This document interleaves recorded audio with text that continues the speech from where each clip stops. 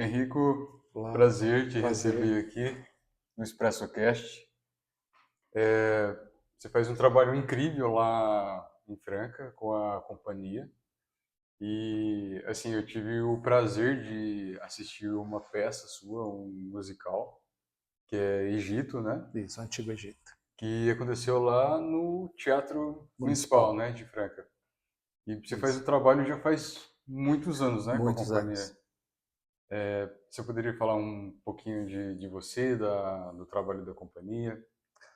Bom, falar um pouquinho de mim. Bom, sou um artista plástico que, por fim, teve o contato com a música na minha adolescência, mas as artes plásticas me acompanham desde a infância. Eu tenho, inclusive, trabalhos que minha mãe guardou, que eu tenho até hoje, de quando era bem pequeno, e tem todo esse material guardado em casa. E aos 14 anos a minha irmã começou a estudar violão, quando eu tinha 14 anos, por estímulo de ver ela tocar, acabei também aprendendo a tocar. Minha mãe sempre cantou, sempre estimulou a gente a cantar. E a partir daí fui tendo contato com grupos, né? Comecei a participar com coral com 16 anos de idade, que era o coral do Ars Nova, regido pelo Everton de Paulo. E que foi uma fase maravilhosa, foi uma descoberta incrível. Fiquei muito encantado com o canto coral e desde então nunca mais deixei. Eu cantei nesse grupo por uns 4 anos e meio, 5 anos, e aí o grupo parou de existir, mas o desejo de participar, de cantar em coro, foi muito grande. E aí acabei me metendo a tentar montar grupos vocais também. Uhum. Então pus minha família de cobaia também, que acabou dando certo, a gente participava de festivais e até inclusive recebia premiações. E de lá para cá, eu, pelo desejo do canto coral, acabei me tornando regente de coro também.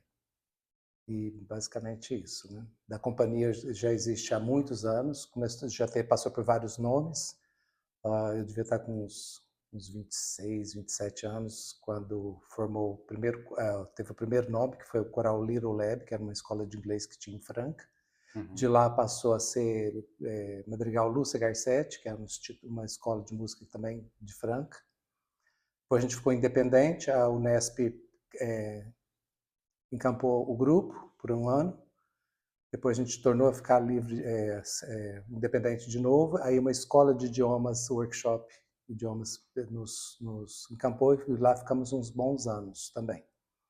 Depois, novamente, ficamos independentes, aí eu resolvi colocar Cia Vocal Henrico Neri e assim ficou desde então. Uhum. Desde o começo, tinha inserções de movimentação cênica, uma coisa mais simples. Aí, com o tempo, eu falei assim, não, eu preciso associar a parte visual também, e comecei a elaborar essa parte visual também do espetáculo, né? Também incluindo coreografias, movimentação cênica, às vezes até algum pedacinho de atuação também nos espetáculos, e assim tem sido feito.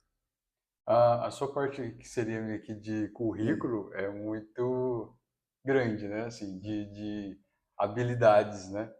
É, ator, Ator não me considero não, mas a gente precisando atuar, a gente atua também. Mas é músico, né? Músico e músico. artista plástico. Só que na companhia eu exerço também o papel de coreógrafo, porque eu crio as Aham. coreografias da companhia. Mas assim, só listando Sim, a lista, ator, é, cantor, produtor musical, sim. compositor, Arranjador, arranjador musical, o que mais? coreógrafo, Coreógrafo, artista plástico, né? Criador artista de plástico. toda a parte visual do espetáculo também vem de mim. E assim, o que a gente percebe, por exemplo, na peça, Isso. eu sou apaixonado por teatro.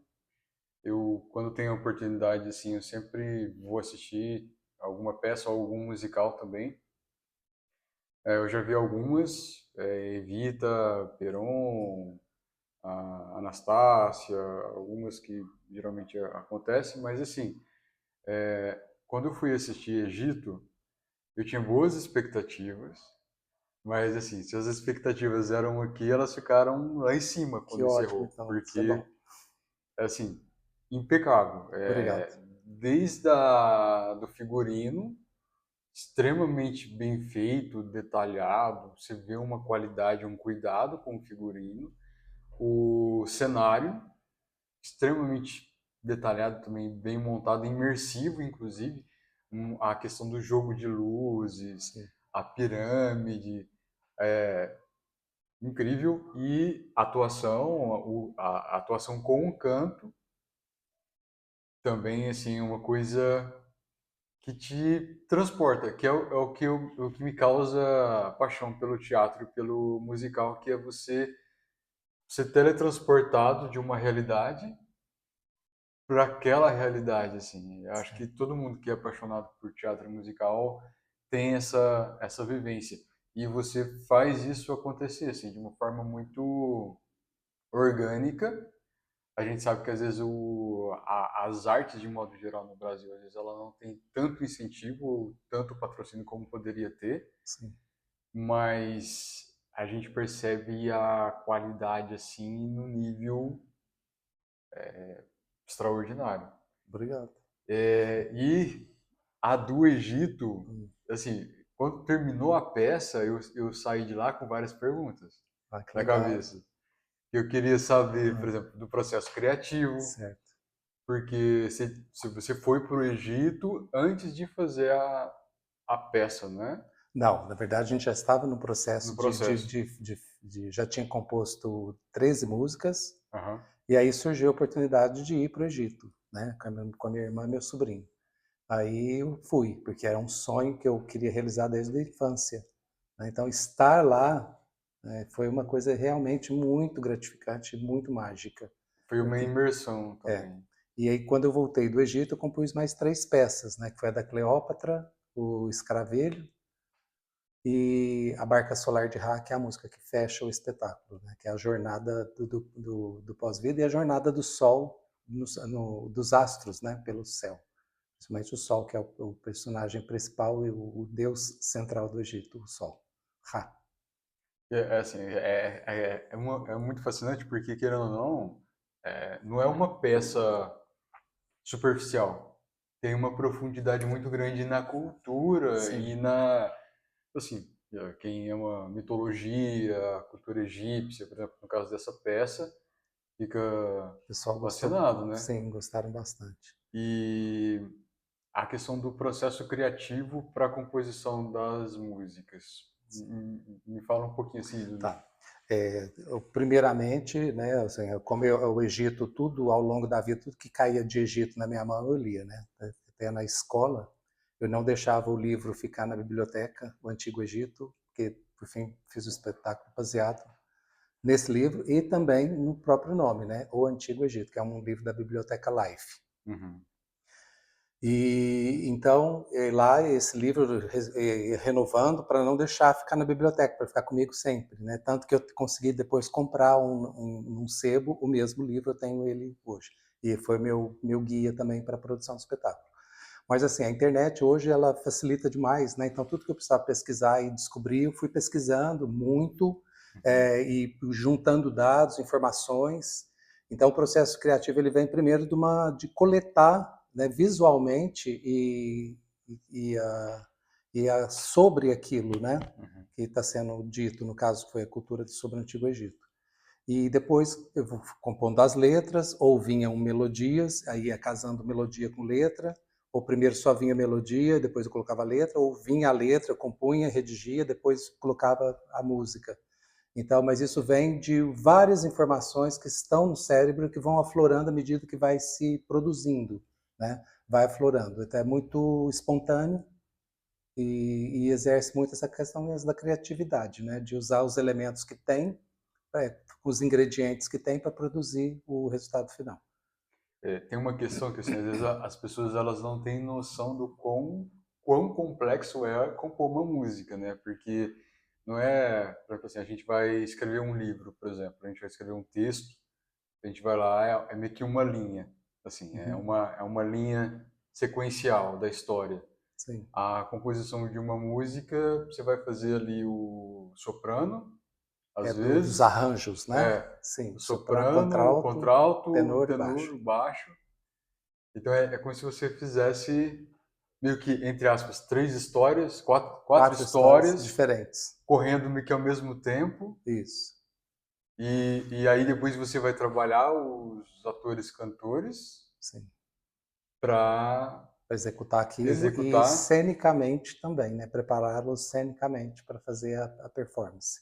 E é onde dá aquele efeito de imersão, de certa forma, né? Aquele jogo, às vezes o soprano ele decai para poder entrar Uma o outra, baixo ali isso, forte sobre uma coisa, um tema específico e de repente vai exatamente. aquela E os solistas, às vezes o coro está fazendo a cama para que o solo ele esteja sobre, né, tudo aquilo que está acontecendo harmonicamente, né, o coro sustentando.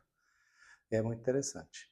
Isso mesmo. é mágico, É né? É mágico, mágico. é fantástico. Mas assim, é uma coisa que eu considero genial, assim, é uma coisa de talento mesmo. Eu acredito que a gente pode desenvolver as nossas habilidades, mas tem algumas coisas que são meio que intrínsecas a É, nós, né? É meio que é, talento natural. E para ti é perceptível, né? Assim, é sim. algo que veio desde a... O meu foco nas artes assim, sempre foi a voz, né, o canto. Eu sou fascinado pela voz humana. Gosto dos instrumentos, acho que complementam tudo, mas nada é comparável com a voz humana, que é um instrumento divino, né? E eu, como eu muitos anos lecionando canto, conhecendo as vozes, então eu tenho um domínio da região de cada voz, como que fica mais adequado, que jeito aquela região vai soar melhor para aquele determinado naipe, qual é o resultado que eu quero mais escuro, então vou usar mais essa região. Eu quero uma coisa mais vibrante, mais iluminada, vou usar outra região da voz. Isso referente a cada naipe, né? Porque tem as vozes Uhum. que são graves e as vozes que são agudas, basicamente. Tem as vozes médias também. Mas aí dá para ir temperando e buscando um resultado sonoro que seja satisfatório para o cantor e também para a plateia, né? Para quem escuta o coro cantando. Que aí você, por exemplo, acaba tendo a avaliação de voz Sim, quando o candidato chega para a companhia. isso. É, E dá para sentir a potência, né? O que às vezes a gente faz uma pré-classificação, mas não é o resultado final, porque a voz leva um tempo para ser trabalhada. Então, tem casos de pessoas que começam como uma voz média grave e vai ver depois acaba se descobrindo uma voz mais aguda, uhum, né? É raro acontecer, mas às vezes acontece, porque a pessoa ela vai conhecendo a voz, né? E tem gente que tem uma extensão de voz privilegiada, que é uma extensão grande, e que às vezes até encaixaria numa voz aguda ou numa voz grave, mas sempre vai ter uma tendência que a pessoa vai se adaptar melhor, né? No caso, eu tenho uma voz média, que é barítono, mas dentro de um coro, embora eu consiga fazer o tenor, eu me sinto mais confortável cantando no registro mais grave. Então é muito relativo isso. como, assim, tem muitas pessoas que às vezes têm vontade de cantar e de explorar a voz, mas também se inibe pela questão de afinação. Sim. Chega para ti lá esse... Sim, aí tem o caso assim, a pessoa acha, ou ela canta ou ela não canta, e não é bem assim. É um processo, né? A música é uma linguagem, como aprender uma nova língua, né? Uma língua estrangeira. São informações que a gente vai traduzindo, vai compreendendo, né? A música é uma combinação de tons, e que, por fim, essa combinação, né, sequenciado, vai ser uma coisa agradável ou não para o ouvido, né? E no questão da voz, né, da classificação, então há muitos casos que a pessoa ela chega com uma voz pequena também, com uma extensão curta, e aí ela vai conhecendo os recursos da voz que tem, porque a voz humana é fantástica, ela tem muitos recursos, né? A pessoa fala assim, não, eu falo muito isso. A pessoa, minha voz é grossa, minha voz é grave, né? Eu falo, não, sua voz não é só grave, ela é média e aguda, né? Minha voz é só aguda. Não, tem um registro grave também. Então, é a pessoa entender e compreender toda a extensão de voz. E isso é trabalhado com a técnica vocal, né? Que amplia as possibilidades de interpretação e de recursos para a voz para executar mais peças do que normalmente executaria. Então, deixa a voz mais plástica, mais potente, mais bonita, mais presente. E essa coisa de se conhecer, né? Os recursos que a voz humana proporciona para cada pessoa. Sim. E mesmo que a pessoa, às vezes, ela tenha uma limitação meio que de extensão, porque eu vejo muito a questão da... Eu acabo comparando muito com um teclado. Tá, a oitava. sim. Então, às vezes a pessoa ela vai, ela pega ali duas oitavas, meio que conforto, Uhum. mas com um tom mais grave, de certa forma. E aí, quando ela começa a ultrapassar, ela começa a ter aquele aspecto de voz sofrida, assim, que está Sim, sofrendo para cantar. Só que isso não significa que ela fique limitado a isso, né? Ela pode exatamente. trabalhar Para ter e domínio sobre esses registros de extensão, né? A gente tem a tessitura da voz, que é o conjunto de notas que a gente canta com conforto. E aí tem as notas de extensão, que mesmo um pouco desconfortável, que na verdade não é para ser desconfortável, a gente consegue pegar um registro mais grave com recursos da voz e notas mais altas, e com apoio, com técnica e colocando a voz no lugar certo, a gente consegue ampliar e se tornar uma voz natural, assim, sem ser sofrida, né? uhum. Conseguir pegar notas bem altas sem sofrimento, porque aí tem toda uma estruturação de respiração, muscular também, posicionamento da mandíbula, da língua, do palato, né? O palato mole, que é a parte posterior do palato. E esse controle aí dá mais plasticidade, mais recursos para a voz. E eu acho que o modo de cantar também, né? Que é uma coisa Sim, que às vezes a gente, quem às vezes não se atenta muito, quando você vai se aprofundando na música, você começa a entender, mas aquela questão de canto de cabeça isso. e toda a forma como você vai posicionar, inclusive a projeção, vai refletir no resultado final, né? Isso. Eu tive um caso, né, assim, eu tenho uma regra que às vezes tem linhas de técnica vocal que não adota isso, mas eu gosto de adotar isso, porque eu acho que o canto ele tem que ser muito espontâneo, muito natural. Como não é um caso do canto lírico, né, é um canto mais que eu gosto de trabalhar a espontaneidade vocal dos alunos, dos cantores da companhia. A gente canta como a gente fala e a gente fala como a gente canta. E é comum, com o tempo, o jeito da pessoa falar, conversar, muda o timbre. Não que vai desfigurar, mas que vai ter mais amplitude, vai ativar mais os ressonadores do corpo. A pessoa fica com uma voz menos metálica, fica uma voz mais encorpada, mais aveludada, mais assim, mais assada, né? Até um exemplo disso foi uma aluna que tem, disso de muitos anos atrás já. Ela tem um amigo cego e ele sempre brincava com ela, que achava a voz dela falada muito feia. E ela começou a fazer técnica vocal, por conta de que ele falava. Mas ela começou a fazer canto, estudar canto, junto com uma outra amiga, estimulada por essa fala desse amigo cego. E aí passaram alguns meses, ela fazendo aula, ela reencontrou essa pessoa, e aí ela conversou um pouquinho com ele e falou: o que você fez? Que você está com a voz diferente? Sua voz está mais bonita, o que você está fazendo? Aí ela falou: não, estou fazendo técnica vocal. Então, como que realmente, para quem estuda canto, a gente consegue ter mais recursos, até para a voz falada também. Sim. E é que às vezes a gente limita muito a achar que quem tem que trabalhar a voz é só cantor, né? E a voz ela tem, acho que todo um conjunto no dia a dia de posicionamento. Sim, Hoje em dia tem mais até para a parte de oratória. sim. Tive vários casos de vários professores que começaram a cantar ou fazer aula e pararam de ter disfunção vocal, pararam de ter problemas de voz, de rouquidão, de perder a voz em sala de aula. E até uma coisa curiosa em relação à questão do professor, Hum, é a forma como você fala, a forma como você projeta a voz, às vezes, vai conotar, aí entra um pouquinho a parte da psicologia, certo. de você chegar na sala de aula e você falar boa tarde, turma, de uma forma que os alunos parem para te ouvir e falar, ó, o professor chegou, Isso. e uma outra forma, assim, totalmente diferente de posicionamento que o professor passa despercebido e os alunos É. a questão do posicionamento da voz, né? Sim, De se mostrar presente. E é o que o ator tem, né? O ator que isso, ele ter a projeção ator de vocal, né? Ele teatro, tem que preencher um espaço com a voz, né? E fazer isso não com esforço, mas fazer isso com técnica, de forma que consiga a voz reverberar por todo o ambiente sem fadiga vocal, né? Lembrando também que a voz ela é um instrumento delicado, então não dá para ficar também exigindo muito da voz. A voz, ao mesmo tempo de fala, depois a gente precisa do mesmo tempo para descanso. Então, se eu palestrei por 2 horas, pelo menos nas próximas, tem que desaquecer a voz.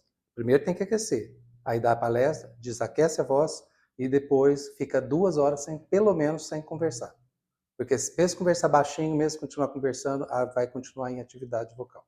Então, essa coisa do uso e do descanso é muito importante para cantores e profissionais da voz, É a que usam a questão de voz. saber usar, né, de Sim, certa forma. isso. Acho que a gente tem assim exemplos na música, né, de cantores. Eu não sei se eu posso citar nome, que talvez É, seria um não, pouquinho isso, delicado, não, mas a gente mas assim, tem questão de cantor, que eu sei na parte de fonoaudiologia, que tem sertanejo, eu tá. posso falar. Dois cantores sertanejos.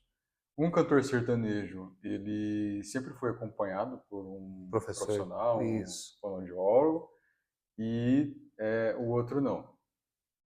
Esse cantor, ele inclusive levava nas turnês e tal, era feito um trabalho ali realmente de cuidado com a voz. O tempo passou, eles envelheceram, estão com uma idade, só que a voz do que era acompanhado, que tinha um cuidado específico com a voz, ela permanece ainda. Preservou, Tem qualidade vocal, sim. a voz ainda permanece igual era antes, não tem canto sofrido nem nada assim. E aquela pessoa que às vezes, até estilo de vida também, acredito que Isso, influencia. Às vezes, um sim. estilo de vida às vezes um pouquinho mais extravagante, tararã, e a pessoa ela tinha muita potência vocal e ela perdeu isso. Às vezes você vai, E são são muitos. muitos, você vai ouvir, você vai num show ou algo assim, você vai ver ao vivo e às vezes a plateia e quem entende de voz não fica feliz, na verdade fica agoniado Sim, da angústia.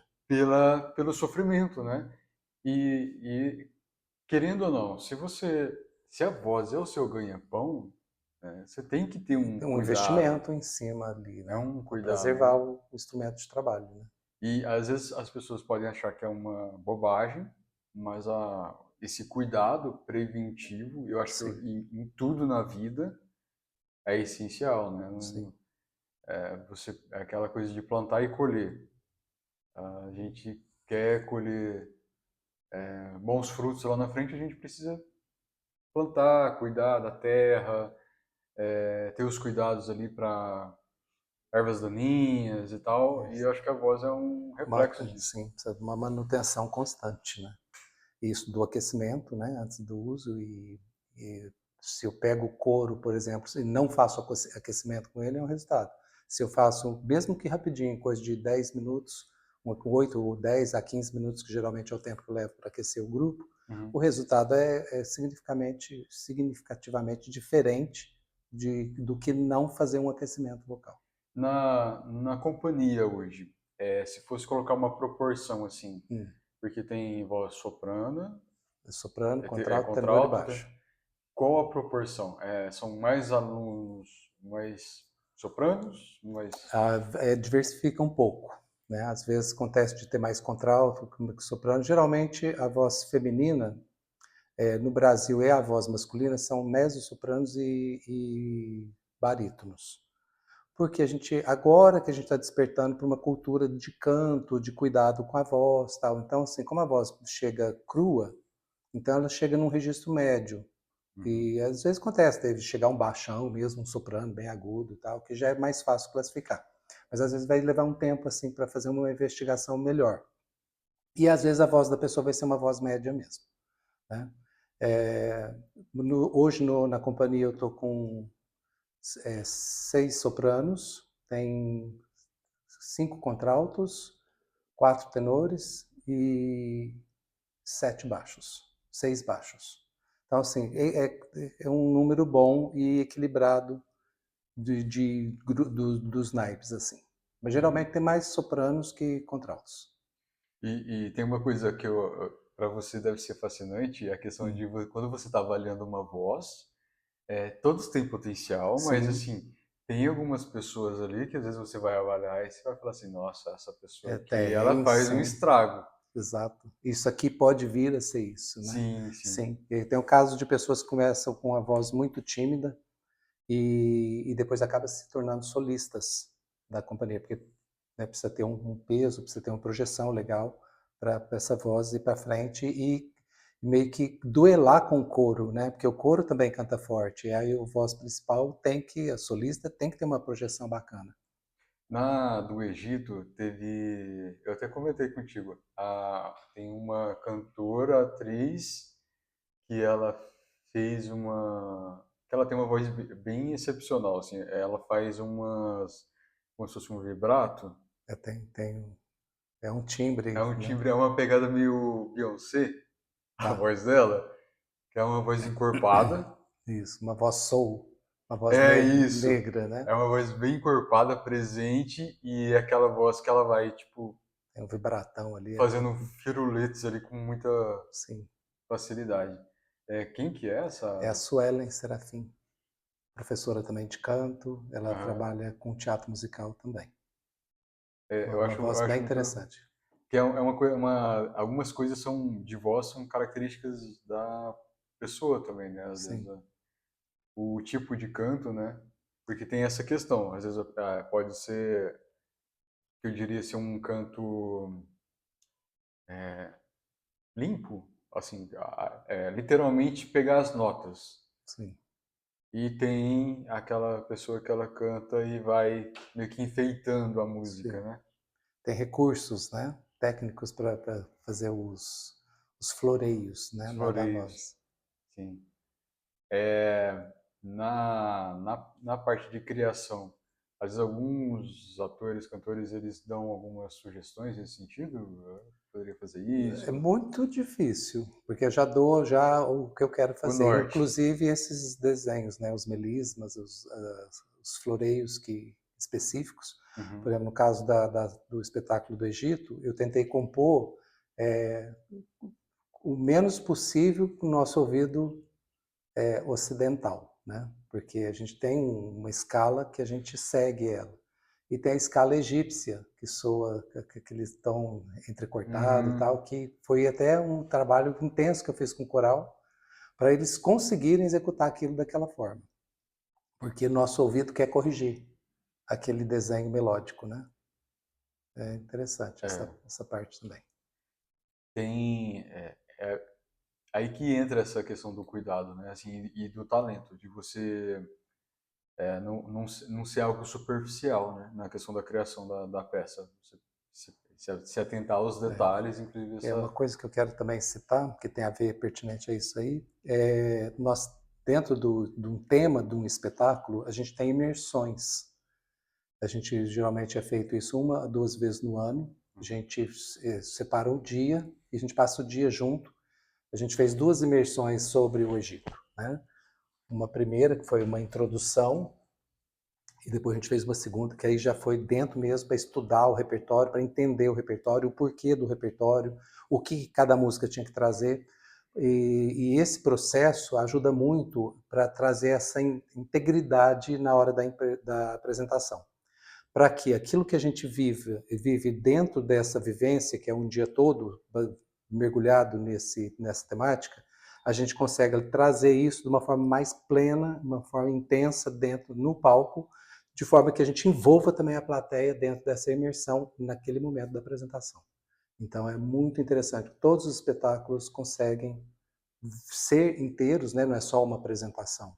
Uhum. Ela tem um cunho de informação, um cunho psicológico para resgatar alguma coisa, ou para ensinar, né? Ou para revelar alguma coisa. Então, os espetáculos eles não são só simplesmente uma apresentação de um repertório de música aleatórias, né? Ele tem um propósito.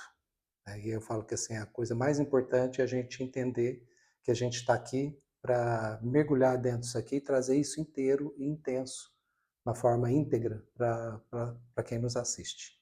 Agora vocês estão trabalhando numa peça nova, né? Sim, está trabalhando Negro Spirituals. São músicas norte-americanas, que foram os que surgiram na época da escravidão, e músicas pós-escravidão também dos Estados Unidos, e cantado nas igrejas evangélicas de lá. Uhum. E essas músicas, na maioria das vezes, têm um significado muito simbólico, onde eles usavam essas músicas para falar sobre rotas de fuga, como seria feito, que horário que seria feito, através das músicas, de forma que os senhores deles não soubessem, não descobrissem esse propósito de fuga. Quando Interessante. fala Rio Jordão, é o Rio Mississippi, na verdade. Ir para além do Rio Jordão é para ir além, conseguir a liberdade. Parte é escravo e parte já estava liberto, né? Se eles Uhum. conseguissem passar para o outro lado do rio, eles conseguiriam ter essa liberdade. Então, assim, é um canto muito poderoso, são músicas muito fortes. A gente fez uma pequena apresentação na Unifacef, um mês atrasado, e o público gostou demais. Então, o repertório que cai redondão no ouvido, é muito empolgante, é profundamente triste, profundamente alegre, profundamente tudo muito intenso, né? Dentro daquilo que a música propõe. A gente está com 16 peças, mas vou incluir depois mais 2 ou 3 até a estreia, que vai Uhum. acontecer provavelmente em maio do ano que vem. Ah, tem algumas peças que você até comentou, anteriores, que elas são bem emblemáticas, né? Sim. A A gente teve Dragões. a peça do ano retrasado, na verdade, assim, cada 2 anos eu faço um espetáculo. O anterior a esse do Egito foi o Nova África, que é um novo olhar para a cultura africana, Uhum. né? Com respeito, com carinho, a gente faz um resgate dentro do espetáculo, trazendo essas músicas de vários lugares da África, e foi muito bem aceito, principalmente pela comunidade negra de Franca, que estiveram, até convidei para participar dos ensaios, eles assistirem, ver se estava tudo mesmo dentro dos conformes do que é pedido, né, dentro desse movimento que existe hoje por respeito, né, por tudo, Uhum. né. E anterior ao Nova África foi a Magia da Fada, que é um espetáculo de cunho infantil, mas só que é um espetáculo que fala com a criança interior do adulto, né? Um espetáculo que a criança vai assistir, vai achar legal, vai achar divertido, mas é um espetáculo muito profundo e mexe com nossa criança interior. E a proposta do espetáculo é o que a gente pode fazer de bom para melhorar para nossas crianças, né? Melhorar o nosso entorno, principalmente para as crianças, esse olhar com esse cuidado. E anterior ao da Fada foi o Dragões, que é um espetáculo também de cunho psicológico muito forte, que fala sobre o ego, fala sobre os conflitos da alma humana, sobre a jornada interna de cada pessoa, de cada ser humano, a jornada do herói, é onde a gente tem que ir vencendo os obstáculos, vencendo os temperamentos, né? Esse é um caminho de autoconhecimento e ao mesmo tempo ter um olhar para o outro também. E foi um espetáculo também que causou bastante comoção na plateia, que levantou muitos questionamentos e reconsiderando muitas coisas no cotidiano, no dia a dia, nos relacionamentos. Foi muito bacana a resposta que a gente teve pós esse espetáculo. Você comentou que eu cheguei a assistir um pouco da peça Dragões. Tá. No final, tem os questionamentos que os dragões meio que colocam para a plateia. Sim, é os 5 arrependimentos na hora da morte, que é uma a gente viveu, chegou no fim da vida, o que eu fiz da minha vida e o que eu deixei de fazer da minha vida. Quais foram as minhas escolhas? E às vezes a gente vive pensando muito na outra pessoa, né? Esperando da outra pessoa ou querendo a resposta da outra pessoa, sendo que, na verdade, o caminho bate aqui. O caminho é muito interno e muito pessoal. A jornada é interna. Uhum. É isso. É, assim, eu acho que não teve uma peça que eu não saí meio que reflexivo, Ah, sabe? que legal. Querendo ou não ser, é esse o papel da arte, né? Sim, do teatro, da música, né? De Dos fazer, musicais. e fazer pensar. E uma coisa que eu acho muito legal é a questão do, por exemplo, na construção do cenário, dos Uhum. figurinos do Antigo Egito, foi usado muita coisa de reciclagem, né? Sim, eu tenho um foco grande nessa coisa do reaproveitamento, né? Minha mãe sempre falou isso há muitos anos atrás. Ela falava assim: o mundo vai acabar em sacola plástica, porque tem muita sacola Sim. plástica, né? Então hoje eu evito pegar a sacola plástica do supermercado o máximo que eu posso. Eu saio com as coisas às vezes carregado na mão e tenho minha sacola no carro que é para trazer justamente as compras. Visionária ela. É. E realmente hoje a gente tem ilhas de plástico no oceano, né? Gigantescas, né, nos vórtices dos oceanos. É uma coisa muito triste, essa coisa da poluição do plástico no planeta, e que com certeza está afetando e vai afetar muito mais a humanidade, né? Mas eu trabalho muito com reciclado para essa coisa de preservação do meio ambiente, para cuidar, para descartar menos lixo. O espetáculo do Egito, eu utilizei cápsulas de café. O pessoal foi eu lanço a proposta no Facebook, no Instagram. Uhum. Aí o pessoal vai entrando em contato, eu tenho, eu estou juntando, tal. Aí eu vou, busco, limpo, né? Muito trabalhoso. Como disse um amigo meu que é diretor de teatro, ele fala assim, dá muito mais trabalho reciclado que você ir lá e comprar pronto e usar. Assim, mas o que eu acho bonito é justamente essa coisa de transformar o lixo em arte, o lixo em luxo, né? E reaproveitar. O espetáculo Xamã, nós estávamos mais ou menos, acho que 47 integrantes, então foi feito muitos cocares, eram 3 momentos: índios da América do Sul, índios da América do Norte e índios da América Central, né, os ameríndios. E aí, para cada momento, fez um cocar diferente. E os cocares foram feitos com garrafa PET. Eu fiz depois um levantamento de quantas garrafas a gente reciclou, ficou mais de 12.000 garrafas PETs recicladas, né? Inclusive, tem uma galeria de arte de São Paulo que encomendou já vários cocares para colocar em moldura caixa com vidro e tal, e que Uhum. já foi vendido. Também produzo as máscaras ancestrais a partir de material reciclado também. É couro, tecido, cadarço, né, atacador, tampinhas, essas cápsulas de café. Então, tento semente, concha, tento usar materiais naturais e também, principalmente, material reciclado. Uma coisa que é muito. É porque, assim, não é só de certa forma, uma reciclagem, mas assim, tem um trabalho artístico ali Sim, que realmente meio que ressignifica é, totalmente o material. transforma, a pessoa não Não identifica. olha, assim, o cenário mesmo do Antigo Egito, Você não fala que é cápsula de café. os figurinos, Isso. jamais, jamais.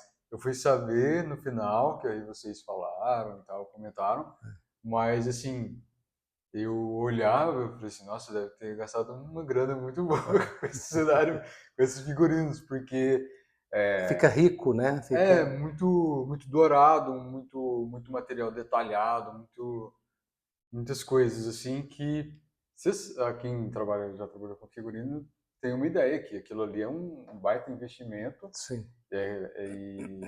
e você trabalhar a reciclagem de uma forma que transforme totalmente, né? Assim, a pessoa bate o olho e fala, não sei o que é o... Teve o caso de uma cantora que participava da companhia, e o namorado dela, que hoje é marido, né? Ele passou lá para buscá-la. E aí tinha um dos cocares estava exposto, Uhum. assim, uma certa distância, de uns 10 passos, mais ou menos, uns 8, 10 passos. Aí ele entrou, aí ela falou, você viu ali o cocar? Aí ele falou, você viu? Eu falei assim, você viu, sabe do que é feito? Aí ele falou, de pena. Esse é o Não é ponto, garrafa esse é o PET, ponto, esse é o né? ponto. Então foi legal, porque assim, o importante que eu acho do reciclado não é você deixar aquilo evidente que aquilo é uma coisa reciclada, porque fica feio, né? Não é aquela coisa, porque quando você fala de reciclagem assim, de É. material, a gente leva aquela coisa meio que aquela Artesanal, coisa mas de sim, prefeitura, sabe? ó, Prefeitura que quer fazer reciclagem, mas faz de uma forma meio ali, é aquilo ali só, né? né? Tipo, corta umas pets e faz uma coisa ali, fica meio rústico demais. Sim, No trabalho que vocês fizeram com figurino e tal, é uma coisa extremamente impecável, assim, é muito detalhado e, e de extrema qualidade. é. Porque tem que ficar bonito, né? Tem que ter uma aparência legal. Sim. As máscaras ancestrais que eu estou produzindo, que é a base em papelão, né? E EVA e tal, tanto que a pessoa ela vê, ela tem uma intenção de peso. Quando ela pega na mão, ela fala, nossa, é leve, né? Porque ela fica encorpada, fica uma coisa imponente, com qualidade, mas aí quando a pessoa pega, que ela vai ver que não é uma coisa tão pesada, que é uma coisa leve, que são materiais mesmo suaves, né, reciclados.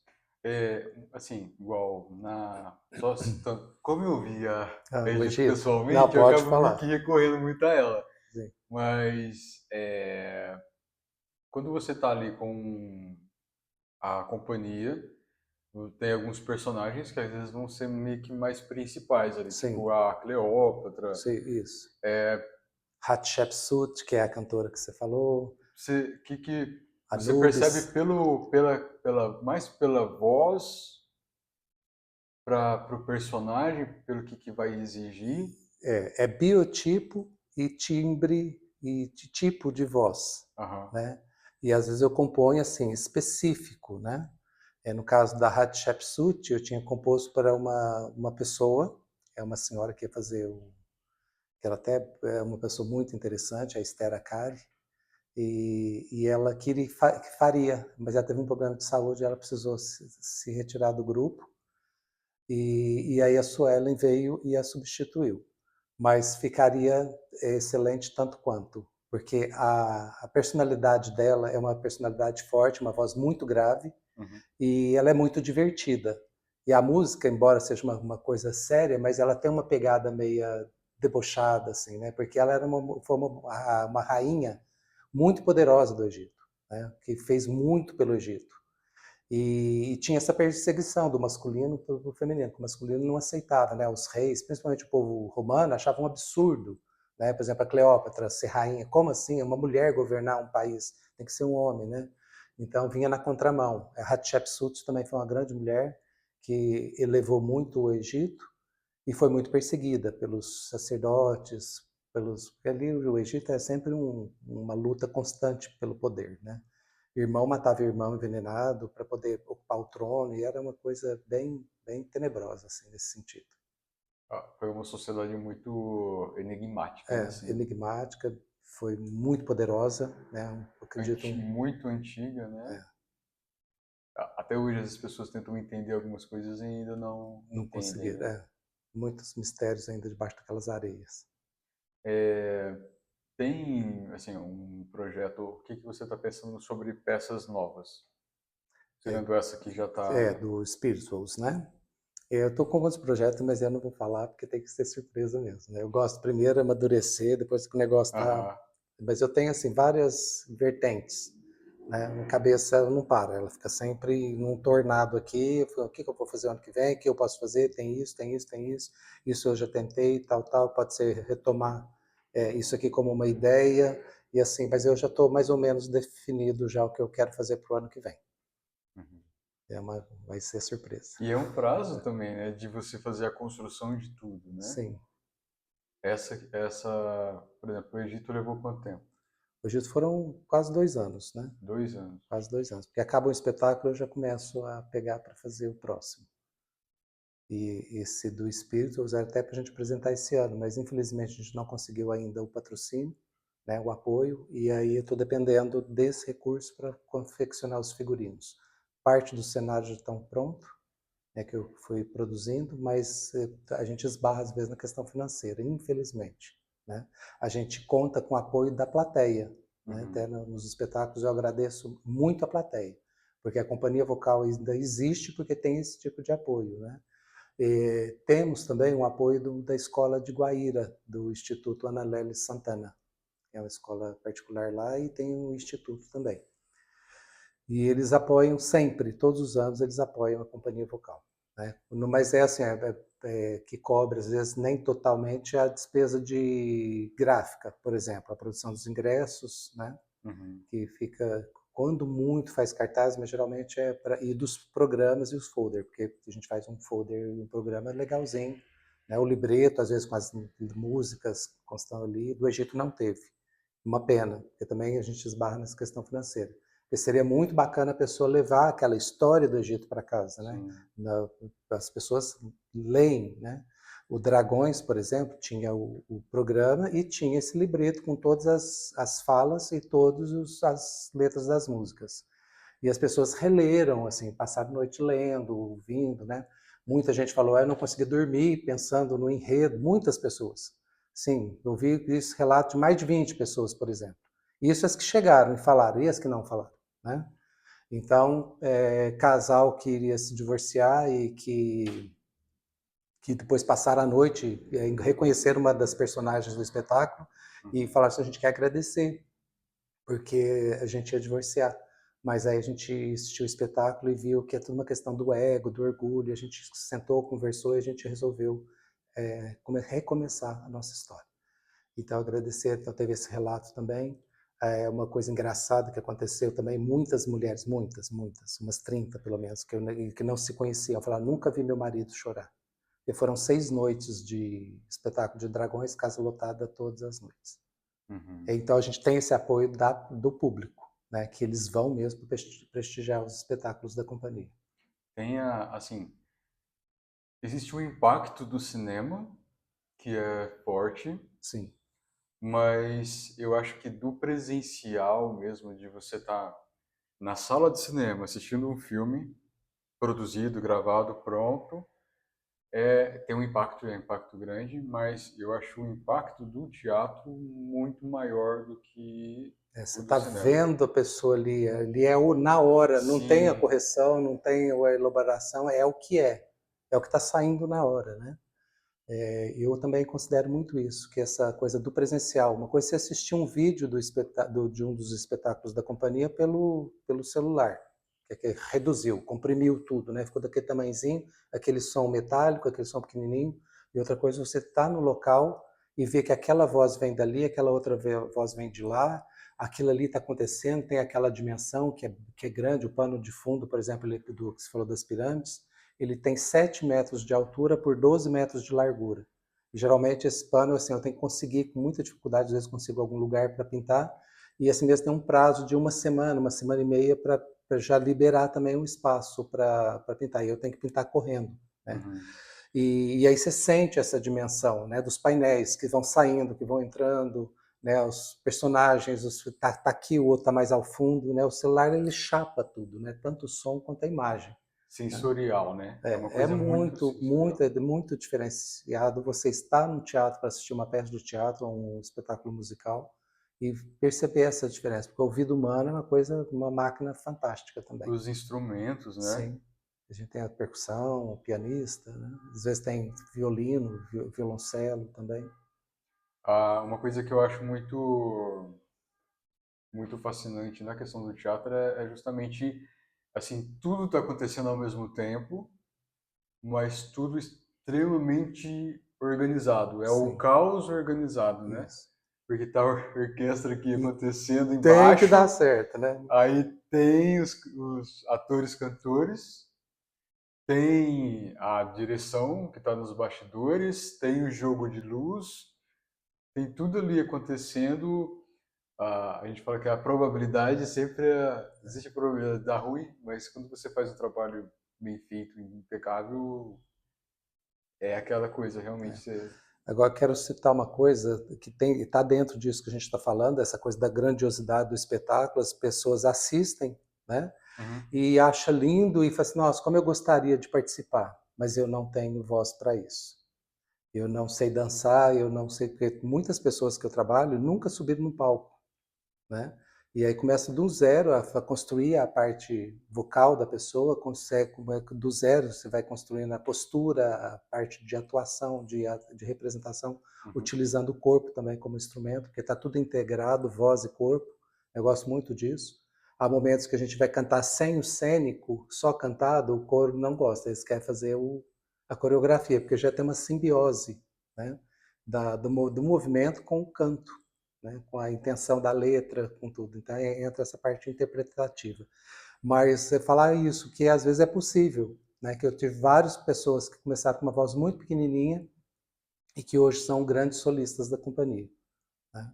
Então é possível, é um caminho que a pessoa percorre, às vezes não é tão rápido, Uhum.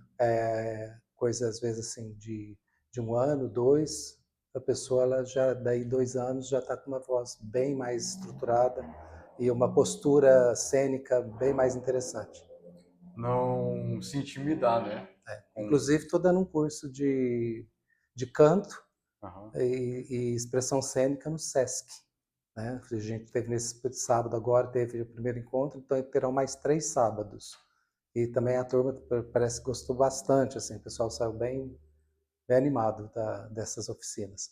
Então é a oportunidade também, indo a essas oficinas que esses locais proporcionam, é uma forma da pessoa também romper esse bloqueio ou essa timidez ou achar que não pode pertencer, né? Pode pertencer, é a escolha da pessoa, né?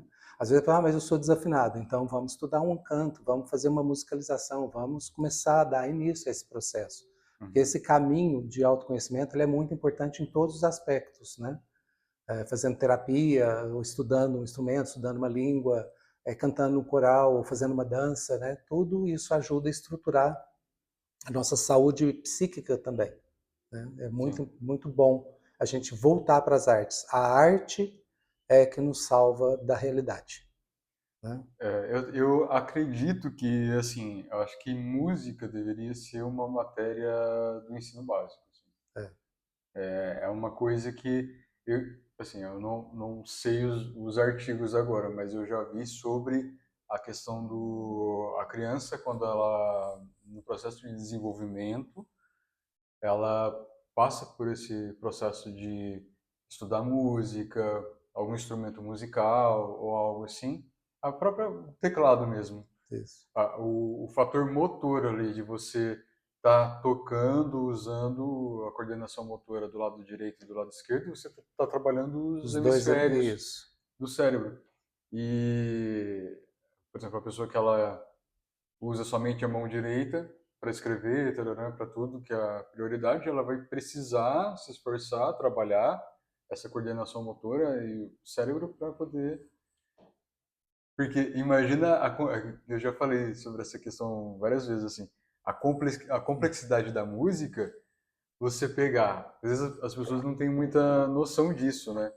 Você pegar uma partitura, por exemplo, aí tá lá soprano, contralto, tenor e baixo, aí você num teclado, no piano, por exemplo, você vai tocar soprano e contralto com a mão direita e tenor e baixo Uma com a esquerda. esquerda. Aí é como se você estivesse lendo um livro, quando você está lendo a partitura, só que em vez de uma linha que você está lendo 4 linhas ao 4 mesmo tempo. textos diferentes, 4 né? textos diferentes. Isso. É, Mas que se juntam entre se si, juntam, mas sem, que é é a mágico. capacidade do cérebro humano. Mas Sim, assim, para desenvolver a mente humana, uma criança que está se desenvolvendo, a música, eu acho que teria que ser algo, assim como, por exemplo, a educação financeira, sim, deveria ser você algo básico deveria. de ensino. Em música, tem várias questões aí. Tem a música clássica. Tem muitos pais, por várias questões comentários e tal, que a música clássica ela ajuda a desenvolver a intelectualidade. Sim. E às vezes coloca o filho recém-nascido, o bebezinho, a criança para ouvir música clássica, para poder meio que ser um estimulante ali do cérebro, de certa Sim. forma. Independente da música em si, o que a música causa é uma coisa muito importante para o cérebro, né? Sim. Mesmo com aquela música ambiente, né? Eu fui criado nesse ambiente, né? A minha mãe sempre gostou de música clássica e ela sempre punha. E a gente ouvia por conta dela ouvir também, né? E também, assim, é um processo, né? Que a gente, às Sim. vezes, se interessa por uma coisa mais básica, como no caso de música raiz, da música, até mesmo citando a música sertaneja, que às vezes fica ali 2, 3, 4 acordes no máximo, não tem uma complexidade, não exige do cérebro acompanhar. Porque às vezes a música muito elaborada, ela causa um desconforto para quem escuta, porque a pessoa não consegue compreender o que está acontecendo ali, então fica chato. Uhum. Né? É a mesma coisa que ver uma obra de arte moderna. A pessoa não sabe por que chegou naquilo ali. Então, conhecendo a história da arte, a gente conhecendo o processo desde lá dos homens da caverna até chegar na arte contemporânea, aí você vai saber ler aquela obra e você vai encontrar beleza e sentido. Na verdade, você encontra sentido, depois vem a beleza. Ou às vezes você vê, não gosta da obra, mas você entende o que aquela obra quer dizer, então de alguma forma também ela se comunica. Né? Uhum. E a mesma coisa da música, né? Essa combinação de notas, combinação harmônica, né? Ou para onde que vai dar o desfecho. Até no espetáculo Egito eu tentei surpreender o máximo possível o ouvido, nosso ouvido, né? Usando algumas escalas e algumas sequências harmônicas de forma que quebrasse um pouco o que nós ocidentais ouvimos, Uhum. para remeter mais a essa ideia do Egito mesmo. É uma expressão, a música acaba sendo uma expressão natural, né? A questão igual você comentou, do sertanejo regional, às vezes alguns estilos musicais, né? E tudo é importante, né? Todo estilo é Sim, importante, porque ele ajuda na construção e do contexto que está a é, pessoa, como o idioma mesmo, né? Assim, é e, algo que está intrínseco, o português tem a raiz de Portugal ali, sim, mas a questão do dia a dia no Brasil, um exemplo, vai trazendo as nuances para o português que é próprio da vivência, né, da convivência no dia a dia. A isso. música, eu acho que a questão de falar que a música é uma expressão da alma, eu acho que é puramente, assim, é o reflexo eu vejo um compositor como uma pessoa inspirada.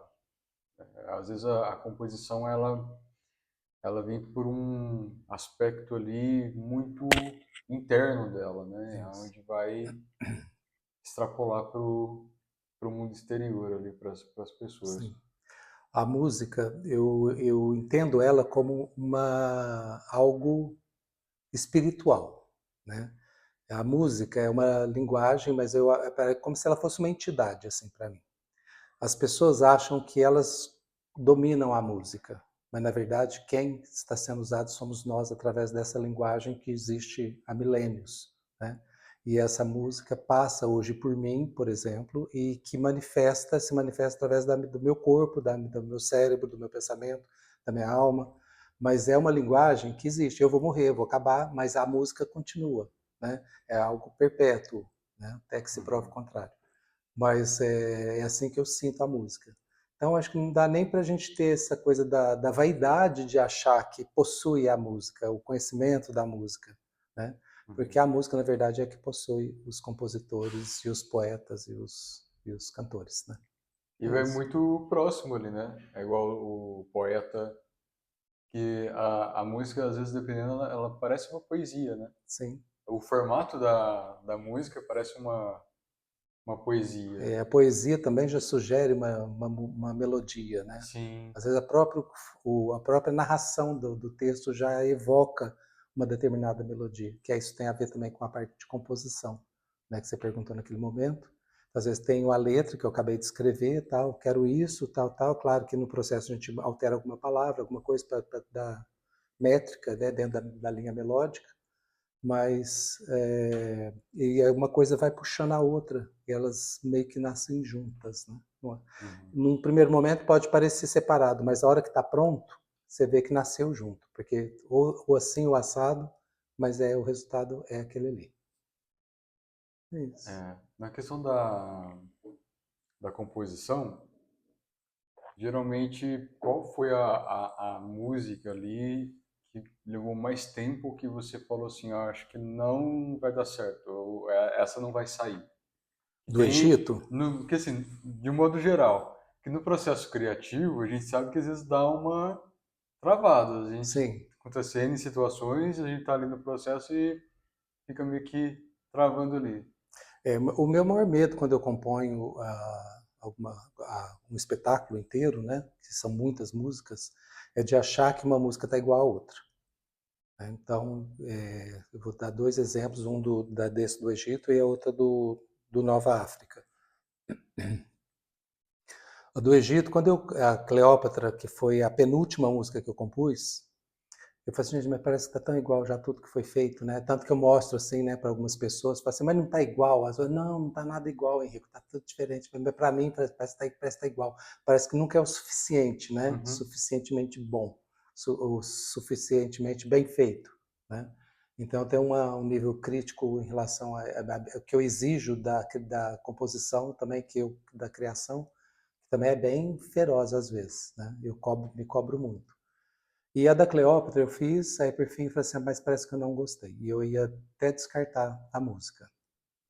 Isso aconteceu no espetáculo também na Nova África. Uhum. E aí eu mostrei ao pessoal, o pessoal gostou muito e aparentemente parece que deu muito certo depois, por fim, a música da Cleópatra, né? Porque tem esse ponto, né? É. É porque assim é muito delicado, porque quem está criando, ou quem está ali, né, direto com aquilo, chega um momento que eu acho que a gente começa a ter um processo de distorção.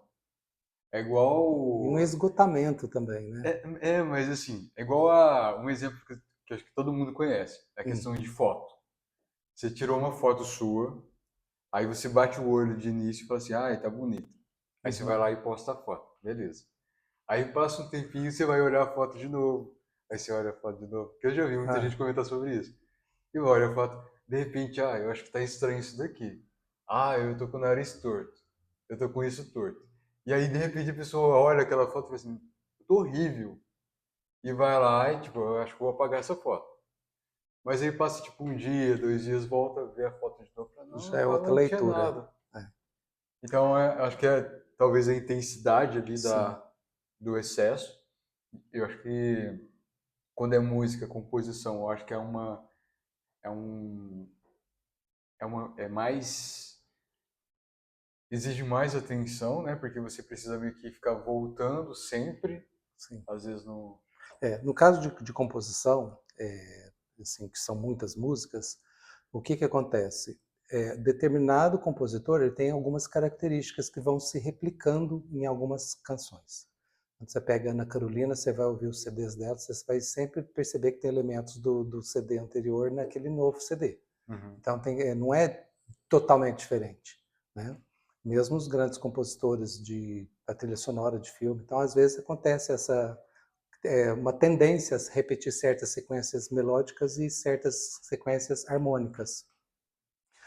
No espetáculo Nova África, como o espetáculo foi um espetáculo muito forte, eu fiz uma pesquisa das músicas africanas de vários lugares, e a maioria das peças eu que fiz o arranjo para o espetáculo. Eu acho que umas 3, 4 só que não eram arranjos meus. E aí eu falei assim, agora eu preciso de uma música que feche todo o espetáculo. E aí eu não porque tudo é muito intenso, é tudo muito bonito, tudo muito maravilhoso assim das peças africanas e muito distintos, muito peculiares assim, específicas dentro de um repertório todo. E aí eu falei assim, então eu vou compor a última música, a música chama Nova África Uhum. e traz um pouco dessa coisa do Brasil, né, da África vindo no Brasil, da mãe preta, do trabalho do engenho, dessa coisa, e depois, ao mesmo tempo, lá no final, essa música dá uma virada de 360 graus, 280, sei lá. Só sei que muda, né, Aham. completamente, e aí aquilo fica uma coisa maravilhosa, fica uma coisa grandiosa. Só que quando eu compus, eu falei assim, eu achei que já estava sem graça, e acabei de compor, eu amassei a folha de papel para jogar no lixo com a letra. A letra eu gostei, mas não gostei da melodia, não gostei da música. Ia jogar no lixo. Aí eu peguei, não, pera lá, deixa eu desamassei a folha, deixei quieto. Aí depois de quase 3 semanas, eu falei assim, deixa eu ver. Aí Tá. eu mostrei para um dos integrantes da companhia, nossa, tá linda, tá bonita. Eu falei assim, mas eu não pus firmeza. E passou 3 semanas, aí eu peguei a peça, deixa eu ver como é que isso ficou. Toquei e tal, tá bom, não tá tão ruim igual eu achei que tivesse. Aí eu peguei, a gente teve um ensaio de domingo, aí no final do ensaio, eu falei assim, gente, eu fiz uma música que pode ser ela para fechar o espetáculo do Nova África, aí eu quero saber o que vocês acham. Eu vou tocar para vocês. Aí comecei a tocar, tal, toquei, cantei, foi de A a Z. Aí no final algumas pessoas se emocionaram, começaram a chorar. Aí teve um rapaz que depois no final ele falou assim, Rico, mas essa música é sua mesmo? Eu falei, o que é isso? Tá brincando, duvidando da minha capacidade de criação, né? Brincando, zoando ele, né? Aham. E aí falei, nossa, muito lindo, e começou a ser emocionado, a chorar, né? Então, eu falei, então é capaz que vai dar certo, né? E aí eu fiz o arranjo para o coro, e aí fica muito mais poderoso, né? Porque quando cria-se as vozes, o resultado depois é outro também, porque aí tem mais sentido todo o contexto. E foi uma música que ia ser jogada fora. E que foi, por fim, a que fechou o espetáculo e ficou muito bem fechada. Porque tem essa coisa da crítica, né? Da autocrítica. Sim. Às vezes tem que ser um pouco mais brando para prosseguir. Eu acho que é a questão de você. A gente às vezes busca muita perfeição, né? Assim, a Sim. gente quer algo. Que realmente vai agradar as pessoas, que realmente vai tocar as pessoas, que vai ser aprovado pelas pessoas, né? Eu geralmente faço as coisas e falo assim, não, isso aqui é isso. Mas tem coisas que a gente fica assim, né, querendo a aprovação do outro, né? E é um processo criativo que exige muito, mas isso infelizmente é muito comum. Mas ainda bem que você não, Não não jogou deixou fora, ir embora. quase foi pro lixo.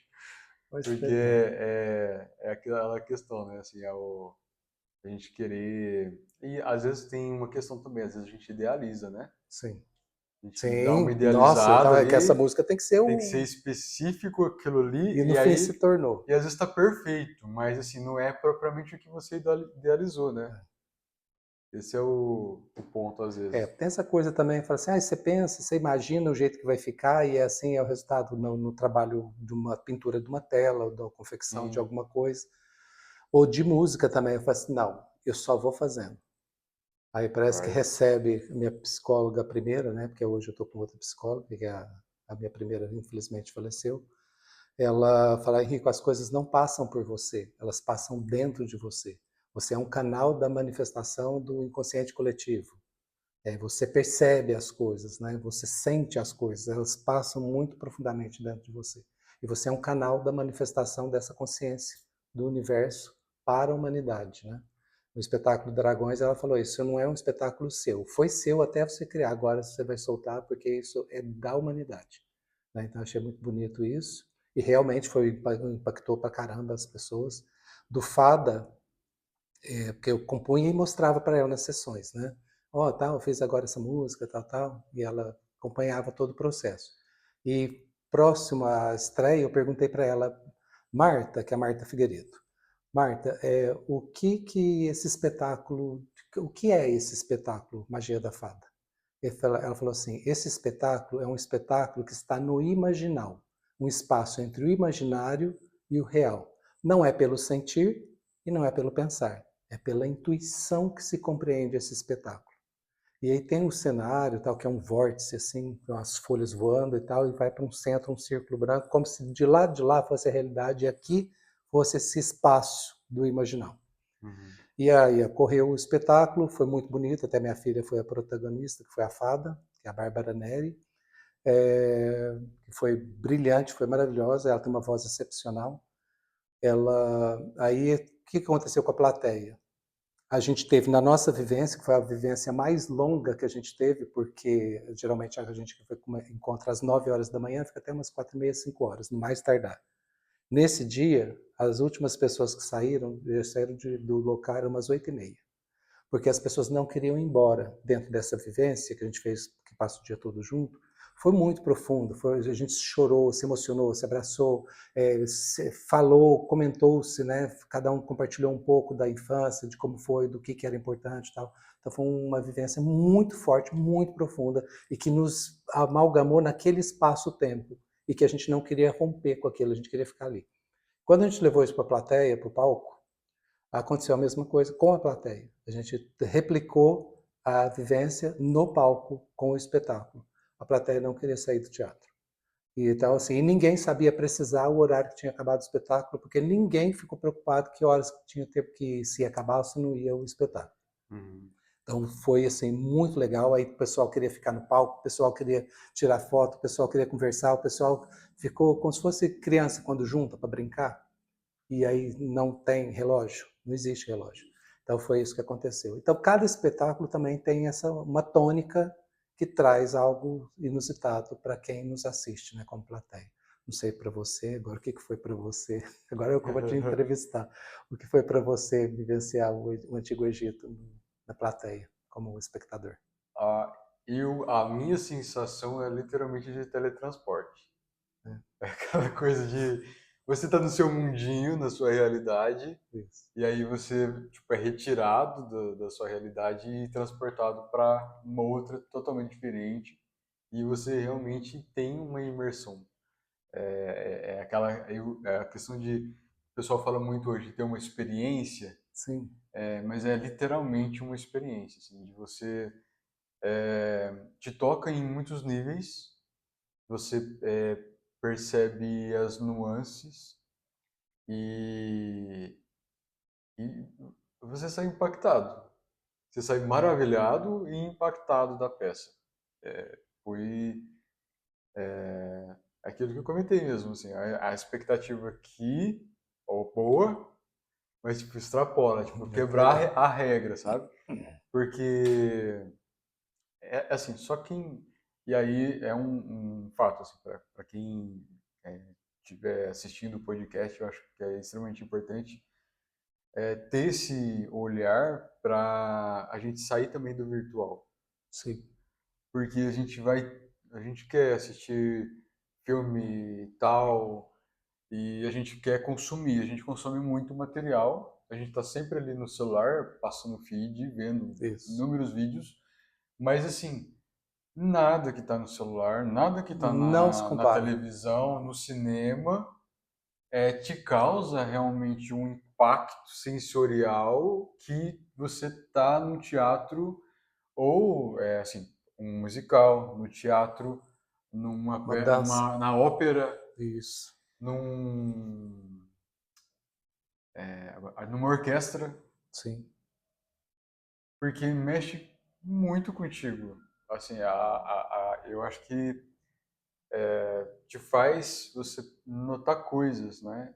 Eu até comentei contigo na questão de teatro, quando você está assistindo uma peça, às vezes tem alguma coisa ali em ti, de você querer fazer um teatro ou algo assim, a hora que você termina a peça, você fala assim, nossa, eu acho que isso aqui é interessante, aquilo outro, às vezes te dá alguns insights que talvez você, só no virtual, você jamais teria. Aquela coisa de você estar meio que fechado. E a gente sabe o quanto o ser humano ele é sociável, né? Sim. Vai do contato inicial, são pessoas, as vozes, o impacto dessas vozes, das falas, do contexto, dos instrumentos, e, e de você estar ali, né?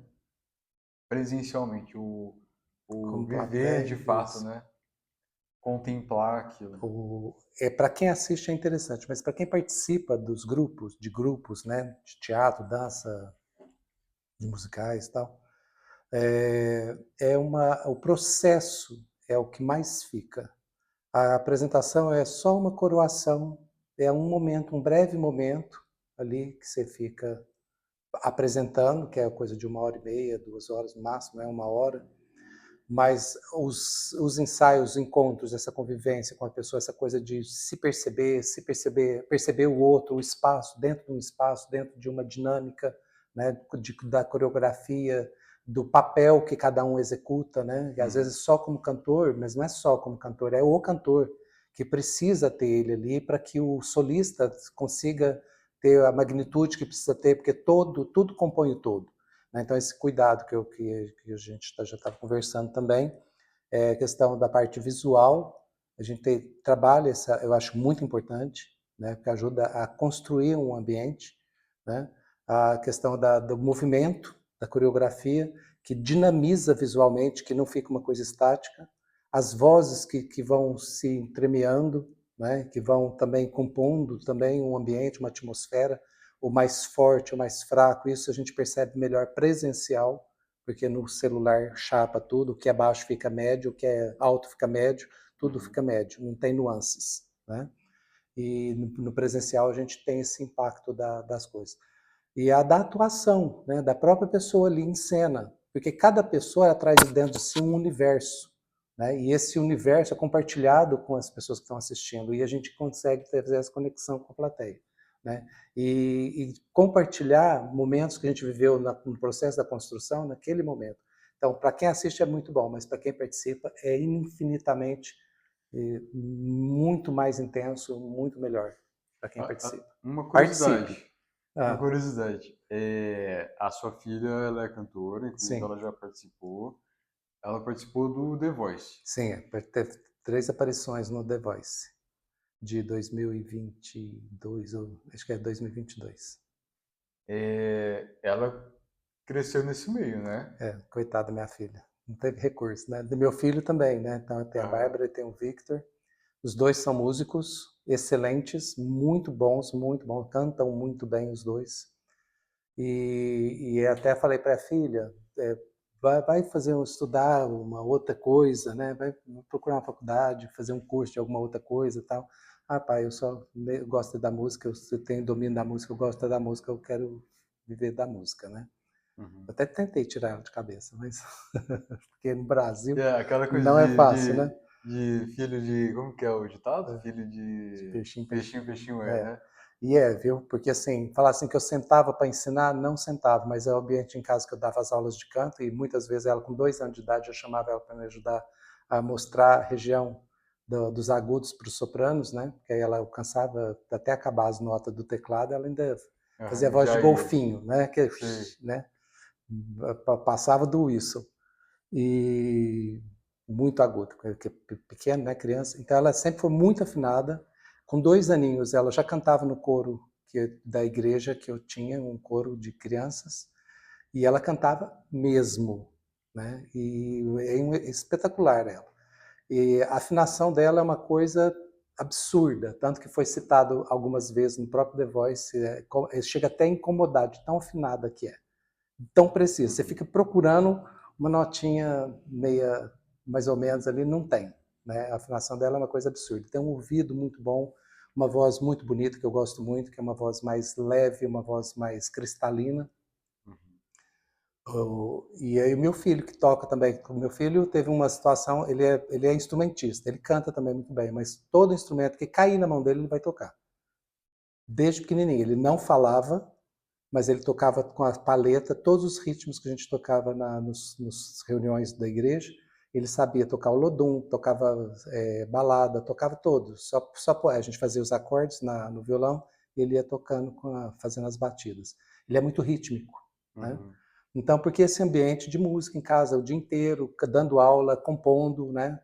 Sempre compus muito e acabou que eles aprenderam por osmose.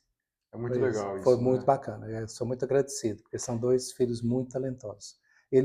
Ela participou quase 3 anos da companhia, e ele sempre, vira e mexe, ele me ajuda com a parte de percussão também nos espetáculos musicais, porque ele é muito bom percussionista também. É muito interessante como o ambiente molda E a sim, gente, né? tem que estimular a criança, dar instrumentos sonoros, né? Perturba um pouco, mas estimula a criança a desenvolver o ouvido musical, né? Assim, no mundo, de modo geral, a gente tem exemplos, né? Assim, acho que talvez a Amy Winehouse, Sim. que o pai dela era cantor de... Não, Ah, e são vários, né? tocava, Eu não sei, é da história dele. tocava jazz ou blues, Tá. não lembro. Mas, assim, o Vitor Leão mesmo, assim, eu vi relato na questão de os pais gostavam muito de jazz, tinham muitos discos e tal em casa, eles ficavam ouvindo, e aí nisso, quando eles foram para o sertanejo, eles trouxeram um pouquinho dessa pegada, um sertanejo um pouquinho mais diferente ali, Sim. meio harmônico, por conta dessa influência, né? Então, eu É. acho que, às vezes, o contexto ali em casa acaba moldando muita Sim. gente, né? Eu, por exemplo, em casa, eu sempre ouvi MPB, mas eu tenho um gosto muito eclético. Então, eu escuto de um tudo. World music, música new age, MPB, música americana, músicas tribais, né? Coisas da Austrália, África, música indígena. Então, tem muito CD, tem uma coleção bem bacana de músicas do mundo todo. E que eu gosto de ouvir. Então, eu sou bem eclético quanto a isso. Mas assim, João Gilberto, eu nunca ouvi em casa. Meu filho é fã de João Gilberto, porque ele Hum, teve essa bagagem de outras referências para chegar nisso. Né? Ele toca de ouvido, tira aquelas harmonias, tudo bem complexas, sem saber as cifras. Né? Ele vai pelo ouvido dele mesmo. Né? Eu acho que é importante estudar, sim, teoria, porque complementa. Né? uhum. É muito importante. Mas eles aprenderam assim, tudo no ambiente que estava ali, foram se desenvolvendo. A questão de cantores, assim, no mercado, hoje no Brasil, que você é um baita avaliador de voz. Certo. Qual qual cantor, cantora que você acha que tem uma voz, assim, Excepcional. excepcional hoje no mercado? Da MPB, uma pessoa que eu tiro o chapéu, porque essa pessoa, ao contrário de tantos outros, foi uma pessoa que só evoluiu, né? É a Maria Bethânia. Vocalmente era uma coisa, e ao longo dos anos, ela foi tecnicamente ficando muito melhor. Então eu gosto muito, porque inicialmente eu nem gostava muito de Maria Bethânia. Uhum, Mas hoje, assim, a qualidade do que tem da execução, de interpretação dela é fantástica. Ela é um contralto, né, bem grave. Tem uma extensão bacana também, que ela consegue cantar notas mais altas, mas foi uma pessoa que só evoluiu. Né? uhum. Gosto muito. Como eu sou uma pessoa da metade do século passado, também a referência de MPB é bem antiga. Né? Mas o Caetano Veloso, que ele conseguiu também preservar, é a mesma voz, não decaiu, Uhum. né? Manteve a qualidade que sempre teve, né? Gosto muito da Ana Carolina, eu acho que é uma voz muito potente, muito poderosa. Né? Eu posso aproveitar o gancho? Pode? Porque, assim, eu acho muito interessante quando a gente começa a falar de voz, que é um assunto que me fascina muito. Eu falaria sobre várias coisas, mas, assim, a gente percebe hoje, as pessoas, elas têm um hábito, principalmente na questão da internet, de dar as opiniões dela. Fala assim, fulano canta realmente, Beltrano não canta. E, e às vezes a pessoa, ela canta, mas ela canta de uma forma específica. Às vezes a pessoa ela canta, mas ela tem uma capacidade vocal específica. Eu queria dar uma floreada um pouquinho Hum. sobre cantores da atualidade, assim, só para ver sua opinião como um especialista, um avaliador de voz. Eu sei que, assim, alguns talvez você não vai conhecer Sim, tanto, não conheço, mas com certeza. eu vou citar alguns e a gente vai Tá, conversando. São os que estão meio que bombados por aí. tá, Primeiro, a Anitta. Eu te falo a minha percepção, tá. para não te comprometer, Não, pode falar. mas, assim, um exemplo, o que eu entendo, o que eu acho da Anitta, assim, na questão de voz. Ela é afinada, Sim, ela trabalhou bastante a voz dela. sim. Eu acredito que ela pegou uma influência, tipo de cantar meio Sandy. Claro que ela tem a característica dela, é Uhum, totalmente diferente da Sandy. Mas a questão do canto mais meio que feminino, aquela coisa meio menina, sabe? Aquela coisa meio uhum, delicada. E a Anitta, eu percebo, ela tem uma limitação vocal. Ela tem uma voz bem feminina, delicada, mas ela não alcança notas, ela dá alguns não é floreios. uma voz potente, né? Ela não Encorpada. chega lá em cima daquelas notas muito Aham, altas, uma coisa meio que tipo Christina Aguilera ou é. Whitney Houston, aquelas coisas. Ela tem uma limitação e ela Sim. trabalha dentro da capacidade vocal dela que é confortável. É a minha percepção. Já tem um tempo que eu ouvi ela cantando com a Andrea Bocelli, que foi uma das Ah, referências que eu tenho assim dela, porque eu não escuto ela, né? aham. Não é nada contra, nem a favor, eu só não escuto.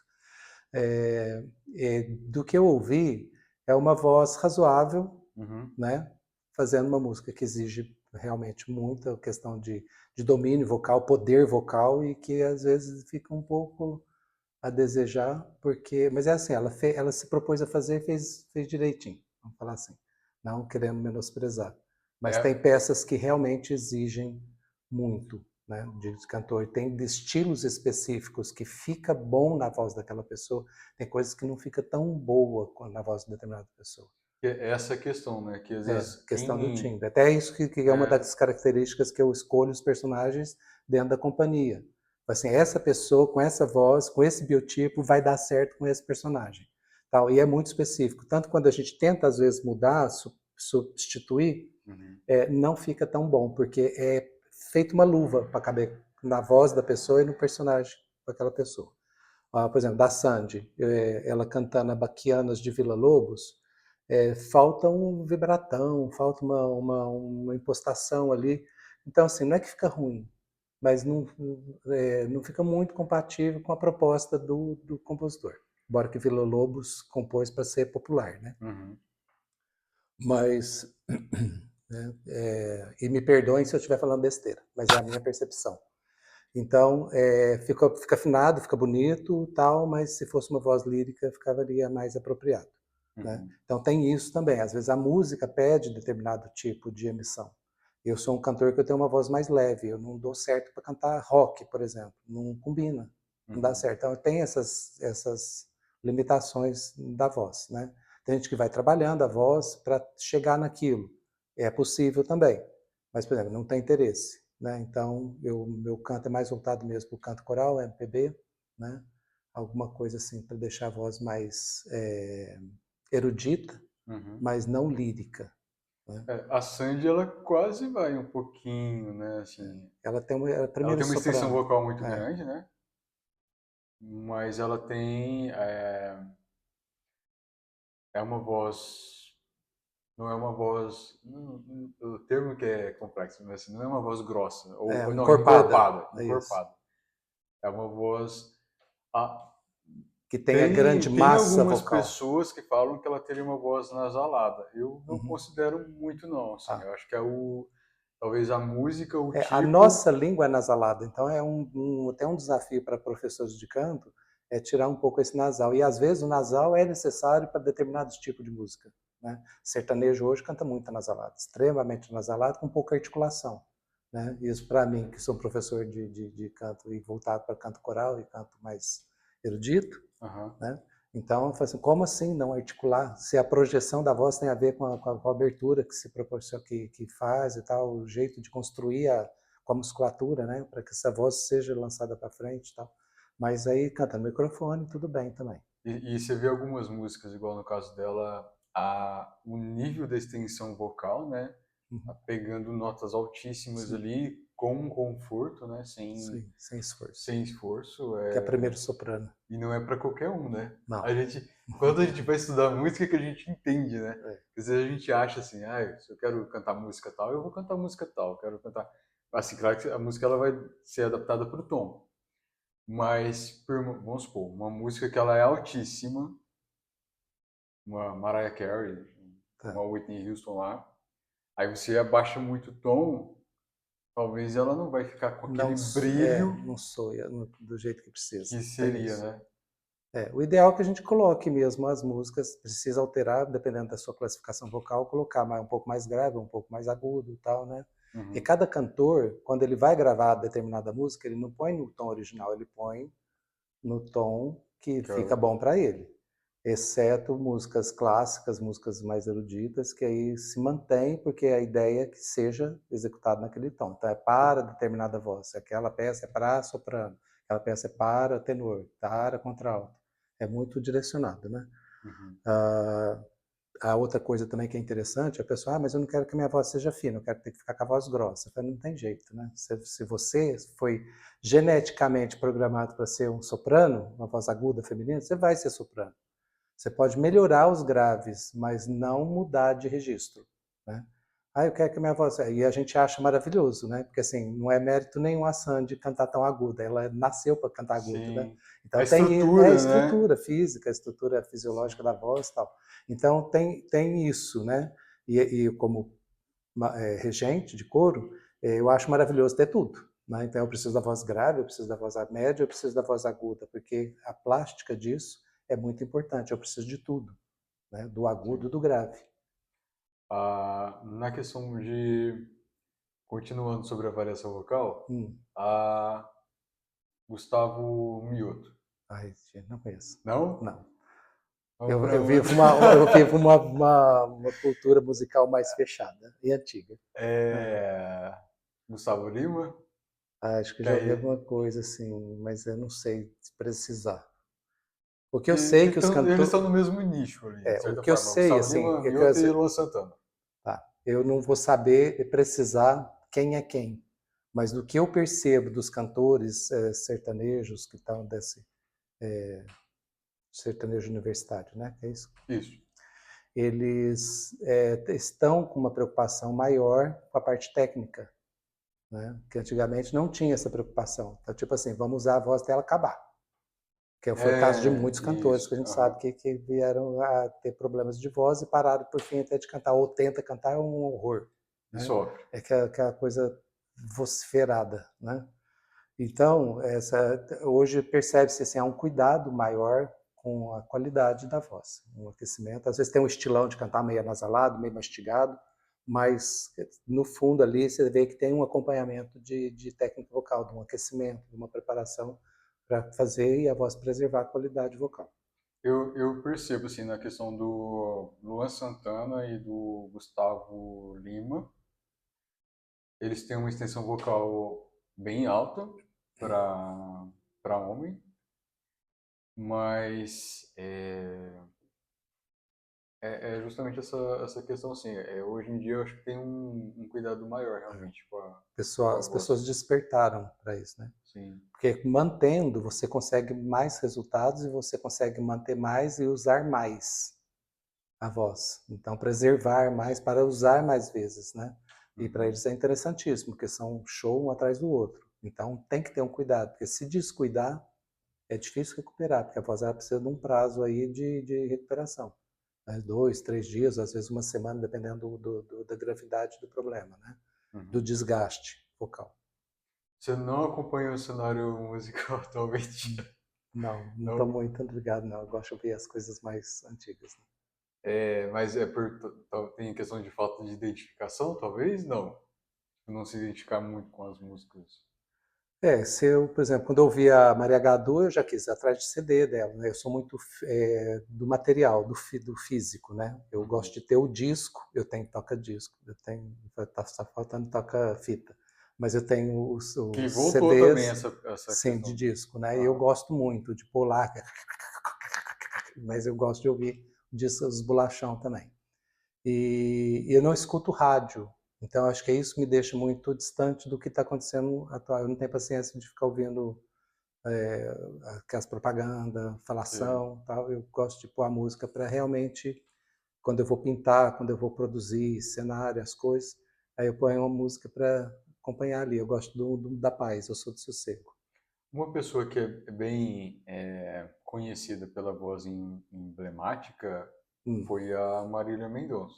Marília, você conheceu um pouco, Não, acho que só mais ou ouvi menos. de falar, não, não acompanhei. Principalmente a linha sertaneja, assim, eu sou um pouco distante. Porque o sertanejo é um nicho curioso porque, assim, até certo tempo atrás existia um preconceito, né? Acho que até 90, 2000, o pessoal tinha assim, eu falo a nível nacional. Sim. Claro que o sertanejo sempre foi Não, eu regional, né? não tenho preconceito com música sertaneja. Já dei aula para muitos cantores sertanejos, né? Inclusive para o Rio Negro Solimões, Luan Leomar, e deve ter mais gente aí que eu já esqueci. É que, assim, o sertanejo curioso é que até certo tempo ele era muito regional, Sim, tipo, interior de São Paulo, Goiânia, e aí de um certo tempo, o que aconteceu com o funk também, né? Foi para um nível Brasil e isso. até fora do Isso. país, e geral. O funk também saiu lá da comunidade do Rio de Janeiro, São Paulo, e foi espalhando para o país todo. Eu acho interessante na questão da voz da Marília, Hum. ela tem uma característica que eu acho que não seria tão comum no caso da voz. É uma mulher que tem uma tendência a ter uma voz mais aguda, mais fina, não tão Uhum. encorpada, e ela tem uma voz imponente, forte, com uma extensão vocal preservada, assim, né? Tá. Uma extensão alta. Eu acho que esse foi o reflexo até do sucesso assim, dela para a questão das músicas e tal, daquela voz que eu comentei do professor chegando na sala. Isso. Quando o professor chega e fala assim, bom dia. Aí todo mundo vira e presta atenção no Uma professor. voz que põe gerência. Sim, Isso. a Marília tem essa questão, que assim, Tá legal. tá Uma lá, presença. começa a tocar a música, aí de repente sai a voz dela, assim, a pessoa... E tem pessoas que são carismáticas, né? E acabam usando a voz também a Sim, favor disso. essa questão. É muito fascinante, assim, Sim, voz humana é deixar, uma coisa que me encanta. Sempre deixar me eu encantou. ficaria falando. É, tem algumas cantoras de MPB que, por exemplo, Marisa Monte, Sim. que você... Ela é espetacular, né? Ela canta bem anasalado, mas é até um estilão dela, que também é uma característica dela, né? Uhum. Gosto muito das composições, das músicas que ela canta, né? O jeito de cantar, eu acho também uma personalidade forte, muito carismática, envolvente. Gosto muito também. Tem uma hoje que ela lembra um pouquinho a Marina Sena. Já ouviu falar? Não, É uma cantora nova de tá. MPB. Você vai fazer uma playlist e me mandar. Não, é porque assim, eu gosto muito e eu sou do tipo curioso. Então, eu até comentei contigo sobre isso. A questão de um dia eu estava num café e as cafeterias têm aquelas musiquinhas ambientes, que geralmente são músicas mais calmas. E aí eu ouvi uma cantora, que a voz dela me chamou muita atenção, uma voz muito bonita. Aí eu usei lá o Shazam e descobri que era uma cantora de Patos de Minas, a Alisandra. E é essa questão, assim, da questão da como o timbre e a voz marca, né? Sim. Uma cantora, uma Marisa Monte, a hora que você ouve, você sabe que é ela. O do timbre, né? É realmente uma marca registrada, né? Sim. Elis Regina, Roberto Carlos, é um pessoal que fica muito marcado. Não tem como você querer, às vezes uma pessoa ela querer ter uma voz parecida, pode até remeter um pouco, mas Sim. não Cada fica timbre. igual. Não fica. A gente tem identidade vocal, né? Personalidade. Você escuta uma pessoa falando, você vai saber que é aquela pessoa por causa do timbre. Sim. São os ressonadores do corpo, são as características fisiológicas que interferem também no Ela resultado do timbre da pessoa. é a digital, né? Isso. É digital. Para uma pessoa que ela tem um desejo de cantar, mas primeiro, ela é tímida, ela se acha desafinada. O que você falaria para ela? Eu acho assim, tem que procurar um profissional da voz, né, um professor de canto, para fazer uma avaliação. Eu, como professor de canto e regente, ao longo das décadas que eu trabalho com voz, muitas pessoas falam, mas eu nunca cantei. E às vezes ela tem o ouvido musical desenvolvido, Uhum. porque por algum fator da infância isso acabou sendo desenvolvido, né? Então pessoas falam, mas eu nunca cantei. São pessoas muito afinadas, que só falta mesmo uma orientação e indicando o caminho. E é um tempo assim, às vezes com 2, 3 meses, a pessoa ela vai se encontrando de técnica vocal, né? Um encontro a cada semana. Ela é capaz de evoluir e crescendo ali. No Uhum. caso de participar de um grupo vocal, é mais rápido ainda, né? Porque você tem o apoio de outras vozes semelhantes à sua, que você vai se identificar, embora tenha essa coisa da confusão, porque cada naipe canta cada grupo canta uma melodia diferente, mas que junto dá certo. E aí você se manter na sua voz, né, no seu naipe, no seu grupo. Mas desenvolve muito também o ouvido harmônico, né? Tem ouvido harmônico, tem ouvido melódico e ouvido rítmico. O rítmico é a parte da batida, da pulsação, das células rítmicas da melodia, da música e tal. A melodia é o desenho que as notas vão fazendo, desencadeando na sequência uma da outra, e a harmônica são o conjunto de notas que tem que acontecer para saber qual é o acorde que está acontecendo ali. Então, às vezes a pessoa ela tem um ouvido rítmico bom, mas o ouvido harmônico ela não consegue perceber muito. Ela toca, se for para ela batucar, ela vai batucar tudo tranquilo. Tem gente que canta muito bem, mas se põe ela para batucar, vai perder o andamento, porque o ouvido rítmico não está bem desenvolvido. E o mais complexo é o ouvido harmônico, que é perceber esse conjunto de notas que tem que soar ao mesmo tempo quando se canta uma nota na melodia, o que vem junto, né? Qual é o grupo de notas que vem junto quando se canta aquela nota daquela melodia? Então, esse é o ouvido harmônico, que é o que eu considero mais complexo. Mas a pessoa vai desenvolvendo isso com treino. Então, é possível, a pessoa cantar é um caminho muito fantástico e indico para todo mundo. Eu sou suspeito porque minha profissão é essa, né? É a voz, eu canto. Assim, hoje até eu acho que algo que chamou muita atenção para musicais é Wicked. Sim, infelizmente ainda não assisti o Wicked. O Wicked, assim, eu sabia muito pouco, para ser sincero. Eu tenho um amigo que ele é apaixonado pelo musical e é um musical da Broadway, né? Sim. Era da Broadway, foi pro cinema agora. Eu conhecia muito pouco. A hora que eu fui assistir o filme no cinema, o que eu achei legal na construção é que eles tentaram trazer para o filme uma experiência meio que teatral. Então eles fizeram meio que as cantoras, né? A Ariana Grande, a Cynthia, as atrizes, elas cantam realmente ali na cena. Às vezes tem a questão de dublagem, né? Tem Sim. a música pronta, já gravada. Elas realmente estavam ali cantando e interpretando ao mesmo tempo, que traz um pouquinho de sensação. Claro que nem próximo do teatro, de estar lá presencialmente, mas a sensação de estar assistindo uma peça ali, um musical. Uhum. E eu acho que chamou muita atenção, assim, das pessoas de modo geral, no mundo, pro musical, para essa parte. Porque até a Ariana Grande, ela fala em entrevista que sempre foi o sonho dela, de menina. Que ela entrou para fazer algumas séries, né, mais infantil, quando ela era mais nova, foi se desenvolvendo, até virar cantora e tal, mas era um desejo que ela tinha, que ela se sentiu realmente realizada, porque ela já conhecia o musical. Então, até tem aí uma questão